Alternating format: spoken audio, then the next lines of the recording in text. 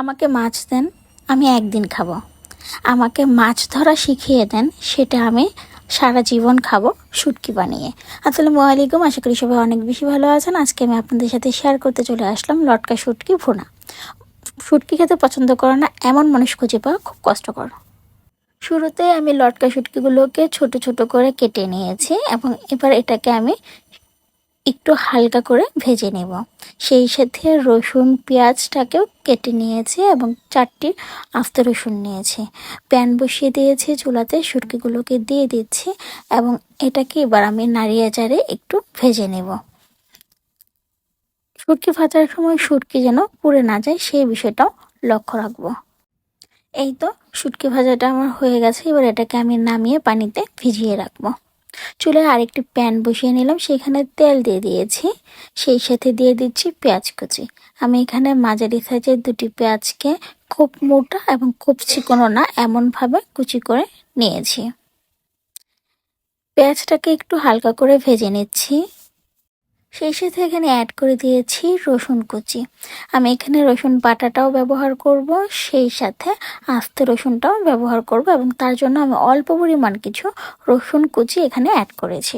পেঁয়াজ রসুনটা হালকা ভাজা হয়ে গেলে এবার অ্যাড করে দিচ্ছি আগে থেকে ধুয়ে রাখা এবং ভেজে রাখা শুটকিগুলোকে। এই শুটকিটাকে আমি পেঁয়াজ রসুনের সাথে দিয়ে এটাকেও আমি একটু ভেজে নেব। পেঁয়াজ রসুনের সাথে শুটকিটাও একটু ভালোভাবে কষানো হয়ে গেল। এবার অ্যাড করে দিচ্ছি 1 চামচ হলুদ গুঁড়ো এবং 1.5 চামচ মরিচ গুঁড়ো। শুটকি যদি একটু ঝাল ঝাল না হয় তাহলে খেতে ভালো লাগে না।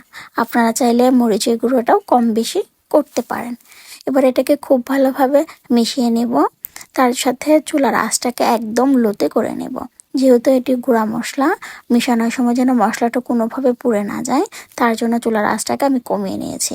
আপনারা যদি তেলের মধ্যে মশলাটাকে এমন করে ভেজে নেন তাহলে দেখবেন অসাধারণ একটা কালার চলে আসে, সেটা আপনি মাছ মাংসর ক্ষেত্রেও হোক কিংবা শুটকির ক্ষেত্রেও হোক।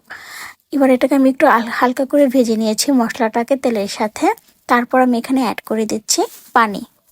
পানিটা দেওয়ার পর আমি এটাকে আলতোভাবে নাড়িয়ে চাড়িয়ে দিচ্ছি এবং সম্পূর্ণ মশলাটা যেন খুব ভালোভাবে মিশে যায় তার জন্য খুব ভালোভাবে মিশিয়ে নিচ্ছি। এবার আমি অ্যাড করে দিচ্ছি 1 চামচ লবণ। লবণটা দিয়ে আমি খুব ভালোভাবে নাড়িয়ে চাড়িয়ে নিচ্ছি। এবার আমি এখানে অ্যাড করে দিচ্ছি রসুন। আগে থেকে 4টি রসুন ধুয়ে নিয়েছিলাম এবং উপরে চামড়াটা তুলে নিয়েছিলাম। এবার এটাকে খুব ভালোভাবে নাড়িয়ে চাড়িয়ে মিশিয়ে নিচ্ছি এবং 2 থেকে 4 মিনিটের মতো আবার কষিয়ে নেব এবং সেই সাথে এবার আমি এখানে পানি অ্যাড করে দেব।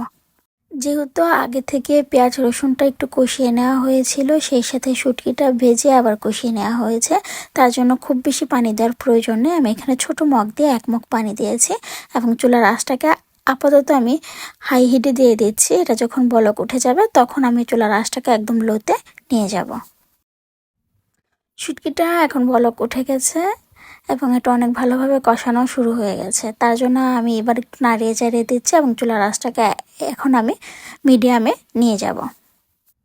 আমি আবার ঢাকনা তুলে একটু নাড়িয়ে চাড়িয়ে নিচ্ছি। দেখতেই পাচ্ছেন এটা হয়ে গেছে এবং উপর দিক দিয়ে তেল ফেসে উঠেছে। দেখতে কতটা লোভনীয় লাগছে এবং শুটকির কালারটা কি পরিমাণ সুন্দর এসেছে। এই তো রান্না করা হয়ে গেল আমার লটকা শুটকি ভুনা। আপনারা যারা শুটকি খেতে পছন্দ করেন তারা অবশ্যই কিন্তু এইভাবে রসুন দিয়ে বাসায় ট্রাই করে দেখবেন।